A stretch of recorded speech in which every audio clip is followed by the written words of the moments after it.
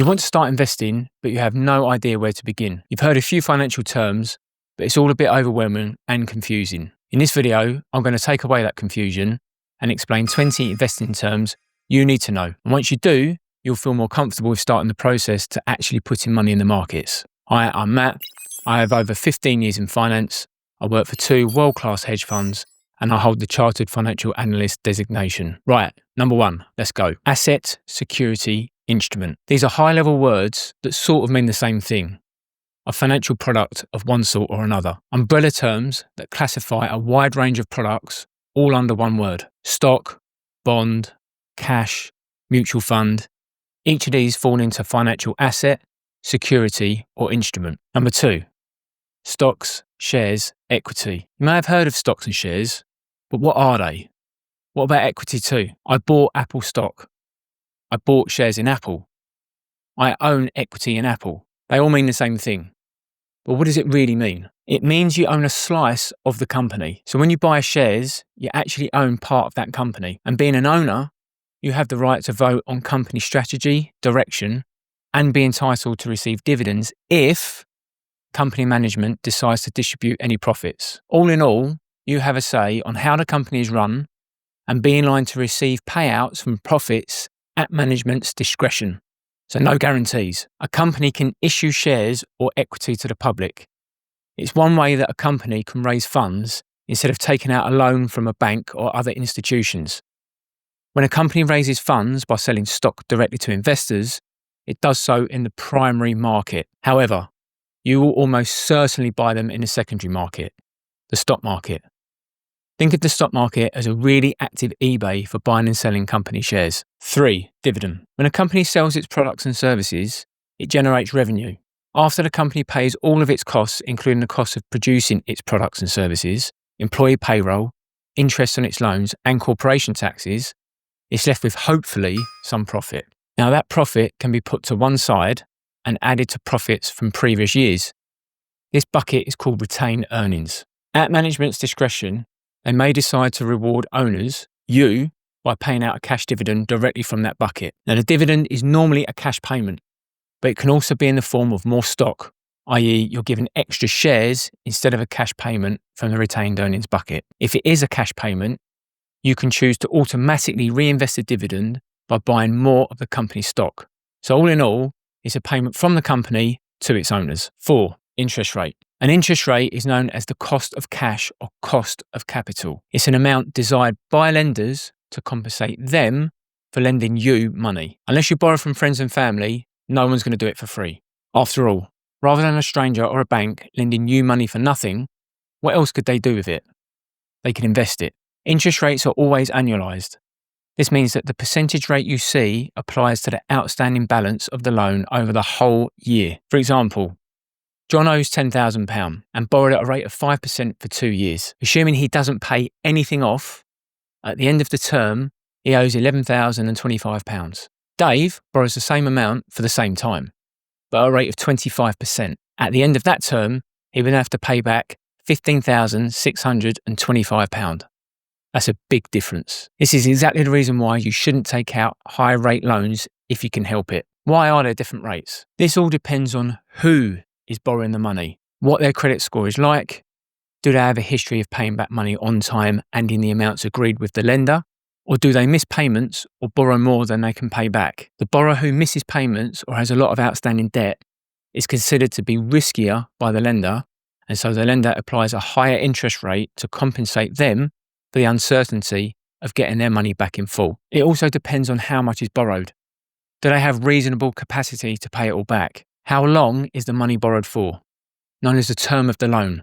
A week, 5 years, 30 years. In a normal economic environment, you'd expect it to cost more, i.e. higher rates, the longer you borrow money regardless of your credit rating. Interest rates affect companies and governments, not just individuals. Just like you, companies and governments have credit scores, and the lower they are, the higher the interest rate applied to their loans if an institution is still willing to lend to them. 5, bond. Simple. It's an IOU. That's it. It used to be a physical piece of paper that stated the amount borrowed, interest rate applied, and the term of the loan. So if your friend asks to borrow money from you, and they give you a piece of paper with IOU on it, you've essentially bought a bond. The amount of money you lend is called the principal amount, or the face value. You're compensated for lending this money in the form of interest. This interest payment is normally made once or twice a year and is called the coupon of the bond. This is because there were actual coupons that were redeemed at banks in order to receive those payments. So if you lend £100 to your friend, this is the principal amount. You both agree the £100 will be repaid in 2 years. This is the maturity of the bond. You agree to receive 5% of the face value that's paid once per year. This is the coupon. So you'd receive £5 at the end of each year. The cash flows would be £5 at the end of year 1 and £105 at the end of year 2. The borrower is also known as the issuer of the bond. They issue the bond to lenders. The main issuers are governments and public companies. Now, these IOUs, the bonds, trade in financial markets. This is the equivalent of you selling your IOU to someone else. So then they'll be the one that your friend owes in the end. 6. Index. FTSE 100, S&P 500, I'm sure you've heard of those, are known as equity indices. Each index is a collection of companies with similar attributes. There are many different types, and there are even custom indices. They track the performance of certain segments of the stock market. For these two indices, they're the 100 and 500 leading companies in the UK and US respectively. Stock indices can be a gauge of the health of the financial markets. When times are good, the major indices are rising, meaning people are buying stocks and share prices are increasing. When indices fall, people are selling stocks. 7. Benchmarks. Benchmarks are used to compare investment managers' performance. In a way, they hold the investment manager to account, as you can see clearly if they're outperforming the index or not. The index should be representative of the investment style of the manager. For instance, if the manager invests in large American companies, then they may pick the S&P 500 as its benchmark.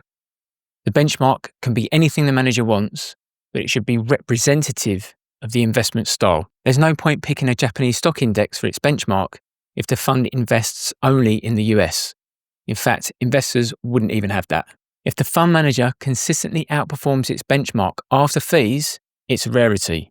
8. Fund. This is a special type of company that owns different financial assets.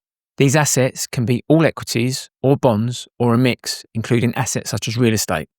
They're a very convenient way to gain exposure to lots of investments by only owning a slice of one company. You may have heard of investment trusts, mutual funds, and exchange-traded funds. These are all types of investment funds. There are differences between them, but at a high level, they're similar. These can be highly diversified vehicles as they own many different securities, a very good thing. But it does depend on what the fund holds. 9. NAV. A fund's value is calculated by adding up the total market value of all the assets. So that's the stocks, bonds, gold, whatever, and deducting all of the liabilities, the costs of running the fund. What's left over is called the NAV. This is what the fund is actually worth and the number stated in key investor documents. The type of fund you buy and sell depends on whether you actually transact with the fund itself at the NAV price per share or with other investors on the stock exchange at the market price per share. The NAV gives an indication as to the fair value of the fund given the diversified assets that it holds. Now, if you're confused about the difference between market prices and NAV, my video on ETFs explains it all. 10. Exchange. Remember the eBay I briefly mentioned earlier? This is that. An exchange is a marketplace where buyers and sellers come together. It used to be mostly physical, buying and selling shares through shouting and hand signals between traders on an exchange floor, also known as the pit. Nowadays, almost all is done electronically. Traders no longer need to be professionals on the exchange floor. Now anyone can place orders with the London or New York stock exchanges through their broker from their home. Notice I didn't mention bonds. These are traded differently in that they normally trade over the counter, or in English, directly from person to person. It's like you calling your friend to see if they wanted to buy your IOUs off you. 11. Bid offer. Whenever you go to the shop and buy a loaf of bread, you see one price. Now, for argument's sake, say it's £2 on a sticker. This is the price the shop is willing to take to sell you that loaf of bread. It is the offer price. The shop is offering the loaf for £2. This is the price it will cost you, the customer, to buy that loaf. Note the offer price is also known as the ask price. the shop is asking £2 for the loaf. Now let's say you could sell a loaf to the shop. Whether you already purchased a loaf from the particular shop or not doesn't matter, but you have one and you want to sell it. The shop could have another sticker on the loaf saying it's willing to pay £1.80 for a loaf of bread. This is known as the bid price. The shop is bidding for a loaf, which you may be willing to accept. So you're presented with two prices: the bid price, the highest price the other party is willing to pay for your asset, the price at which you sell, and the offer price, the lowest price the other party is willing to accept to sell you the asset, the price at which you buy. The difference between the two is called the bid offer or bid ask spread. It's an implicit transaction cost, meaning although it's not a direct charge when you trade, if you were to buy the loaf and immediately sell it, you're down 20p. In other words, the price of the loaf needs to increase by 20p for you to break even. Therefore, it's still a cost. It can be tight, meaning the difference is small and the asset is liquid, or it can be wide, meaning the difference is large and therefore the asset is illiquid. Don't worry, we'll come to that in a sec. 12. Liquidity. Are there enough bids and offers in the market for you to be able to completely exit your position quickly without significant price impact? This is liquidity. It's the ability to swiftly buy or sell an asset in the amount required at the prices advertised in the market.